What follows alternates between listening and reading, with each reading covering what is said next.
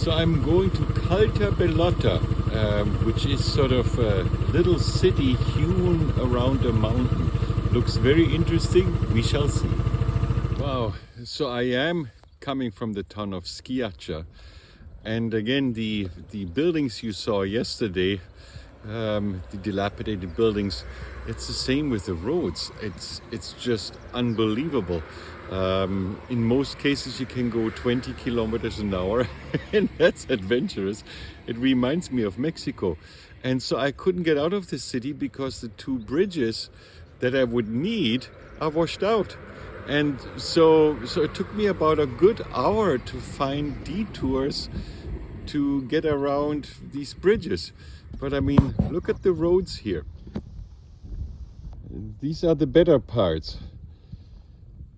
I'll show you some of the really bad ones later on. It's incredible. Ooh, the roads just got better. Wow, there's 2 cars that can pass. Wonderful. But let's contemplate the beauty of this place too.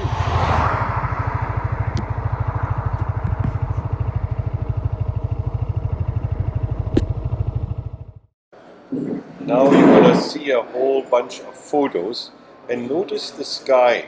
It's constantly changing and often clouds that bunch together for a very quick storm. These photos that you're seeing were taken in about a 20-minute span, and all of a sudden it's perfectly clear and then stormy again. It is very, very fickle weather.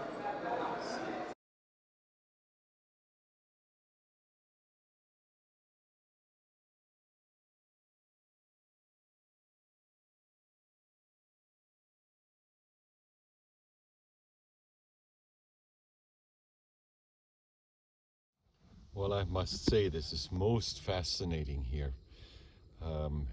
It's a really medieval town, never fixed up. So the deferred maintenance continues. I'll show a few photos later on of it.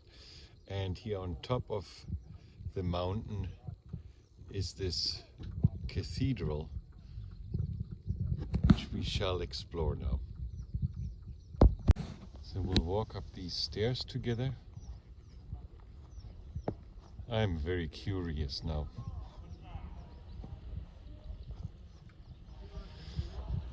Now, of course, any true Catholic would go up here on their knees.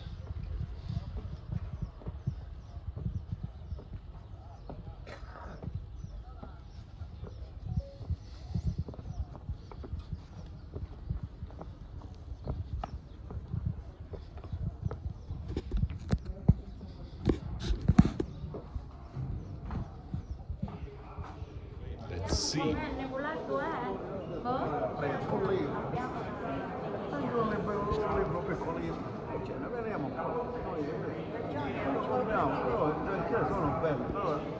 So this site apparently, where this church stands, goes to prehistoric times, even before the Byzantine area, and then this was some sort of worship temple, and then somewhere in the 10th century it was all Christianized. There was also a big earthquake here in the 1960s that destroyed a lot, and for many years this church was closed. And here's some really old frescoes.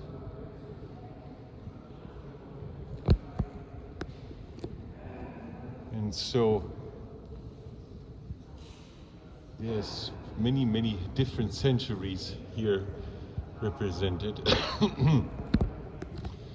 But the biggest damage in my view is not necessarily the earthquake, it's the Second Vatican Council. Look what they did to it. Where's the high altar? It all taken out and replaced by this celebrant's chair. They left the statue there. And then, to have an imagination what it would be before Second Vatican Council, here seems to be the original high altar. Now, why could they not have left this high altar in the center of the church? This is a crime.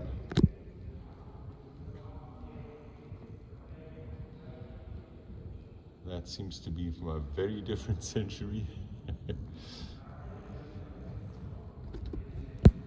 Wow. So they have a little organ in there, and I'm gonna try to play the organ in a little bit.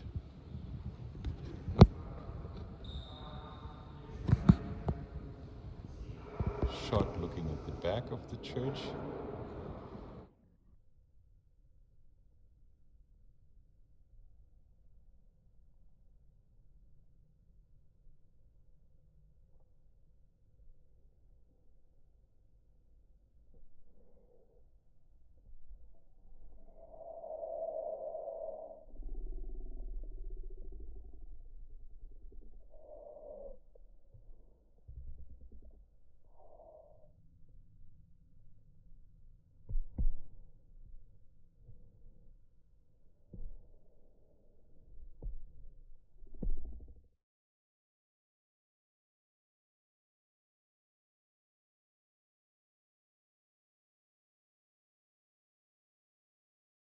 So I just left the church. I'm standing in front of the outside door, and since this is holiday, I have time to actually climb it all the way to the top. There's a little way that goes up there and some stairs. On the other side there is a big monastery which I will also explore.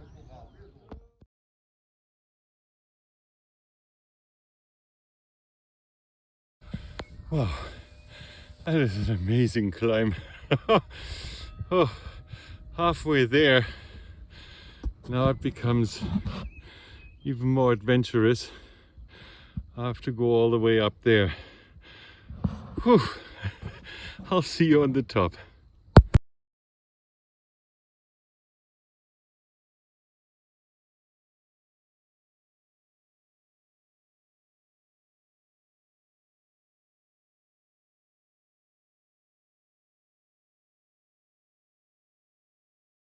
Okay, the last few meters we do together.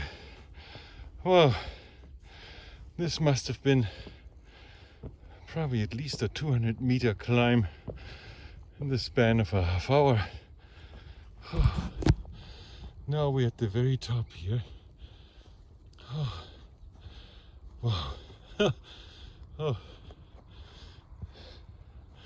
I wonder why there aren't any tourists up here. I'm the only crazy one. There, way down there is the little church. Wow. Well, what a view. Yeah, video just doesn't do it justice. There's the monastery hidden over there, which I still shall visit. But like a good American tourist, I will drive there. Oh, this was absolutely brutal. Wow.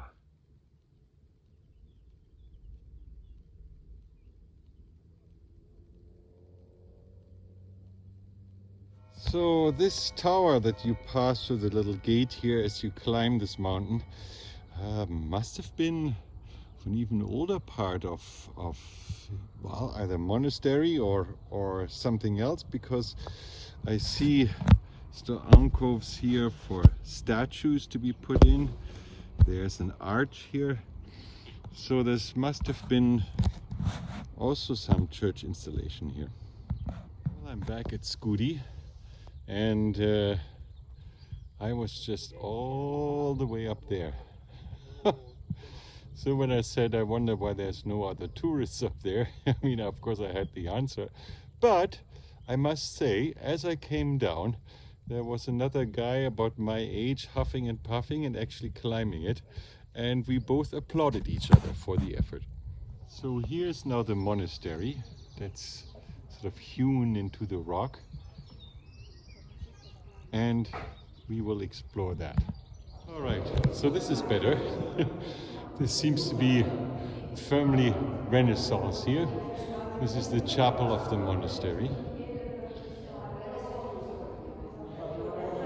And you go through the sanctuary and you enter the actual monastery.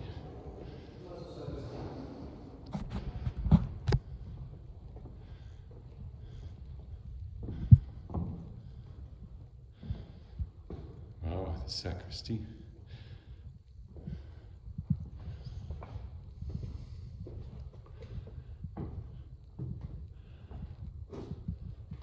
All right, this is getting very adventurous. There's no lights here, but there are stairs. So we have to be very, very careful. Well, I feel like Indiana Jones. Wow. One has to tread very, very carefully.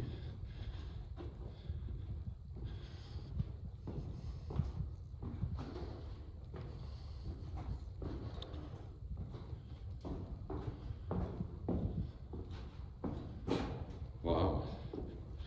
So there seems to be another step. Yes, there is. So I'm holding on to the wall here. It's moist, very interesting.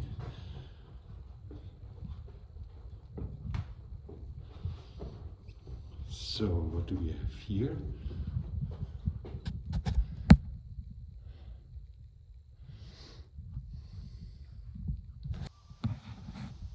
Yeah, so we are here in the monastery and church of San Pellegrino. That's where I get my aranciata from. No wonder it is so good.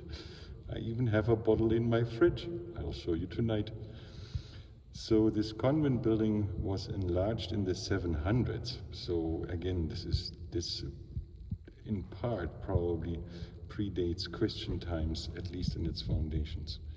So the last shot from inside the church. This is a little grotto here coming down the stairs. Probably a local saint and a not so high altar from way back when. And now we shall be exiting this monastery.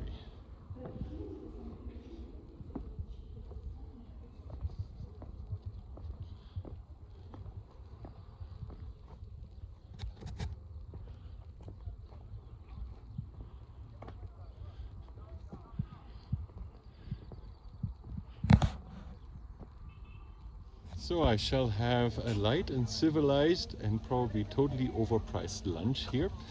And with some luck, I can drink some San Pellegrino aranciata at the monastery of San Pellegrino. Ha!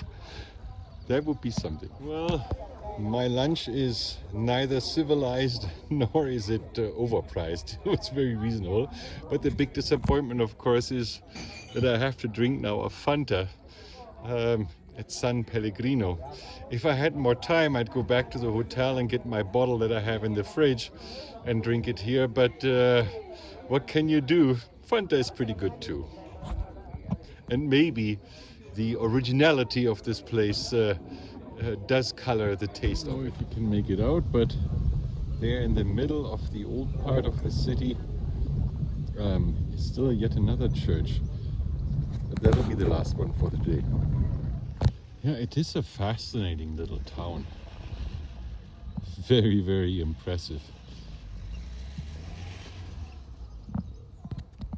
How that's all hewn into the mountains there. Wow. Well, I still shall check the church, make a few photos, and then I still have a busy afternoon of swimming in the ocean and looking over the horizon, knowing that there's Africa. So the church is cancelled because there's a big thundercloud coming again. I have to get out, and I'll take you through a little ride downtown as far as I can drive with one hand.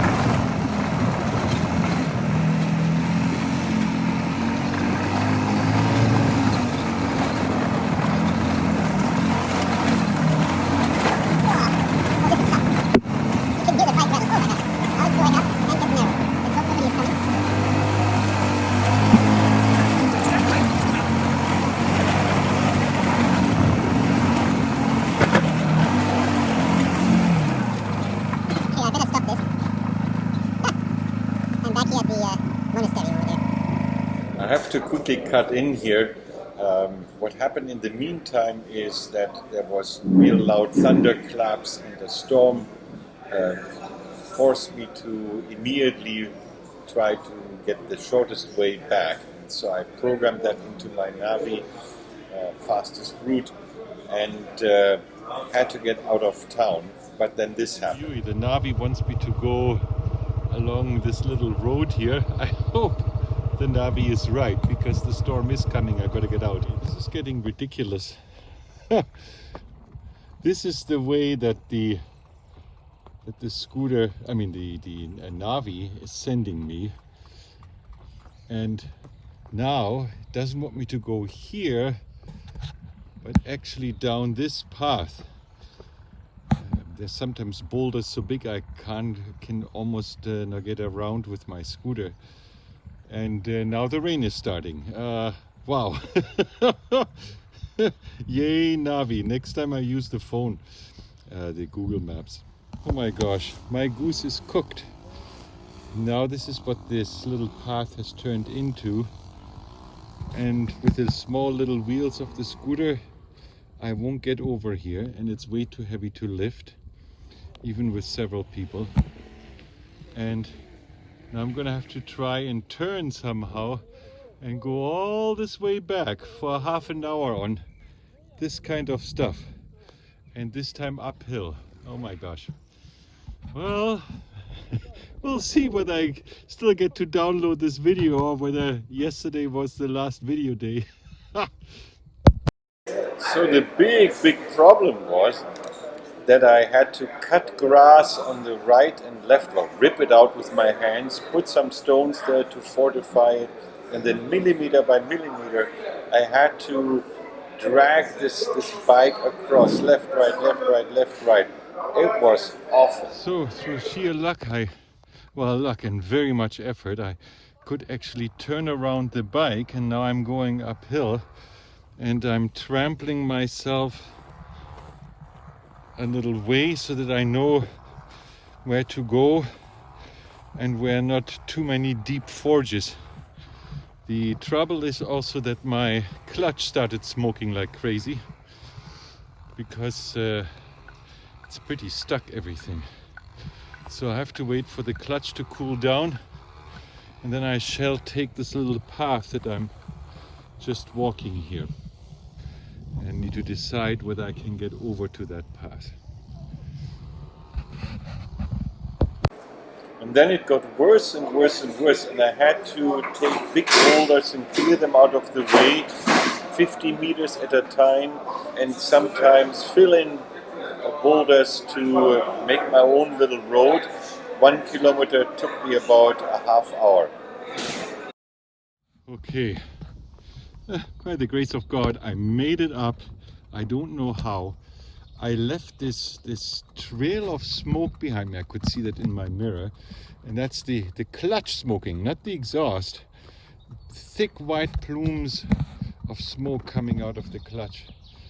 That's it. I will now officially, until the way home, retire this stupid Navi and take my phone. So in my last shot, until I'm home, it's only 15 kilometers, but it'll probably take 2 hours. And but this is now a different road I'm driving, the Via Roma. As you know, all ways lead to Rome. So this seems to be much better than anything else. So anyway, we'll talk again when I'm home. Oh, I'm too exhausted to go to the beach. I think I just arrived home. I need to lie down first. I'm totally exhausted. But I did find a small public access to the private beaches. Hang on. All right. So if you squint hard, 200 miles behind the horizon is Africa. Oh, nice. Wow. No, I will have to come out and hang out a little bit.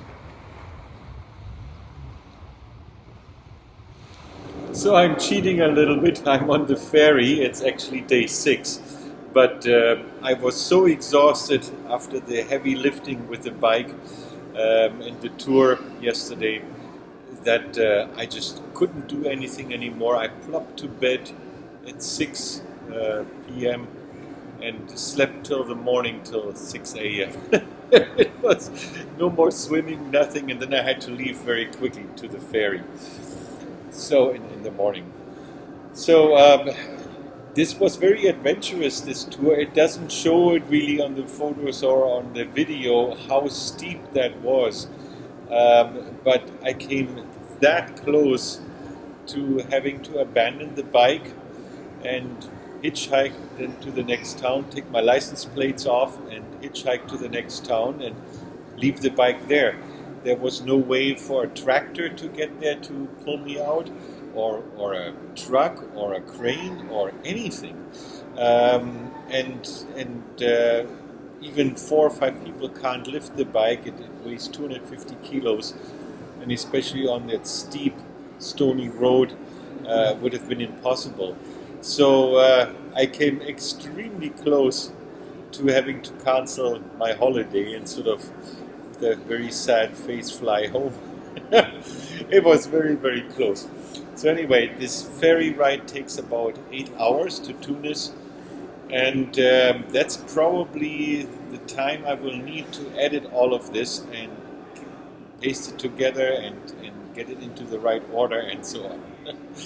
So, a very strange conclusion, but this concludes day 5.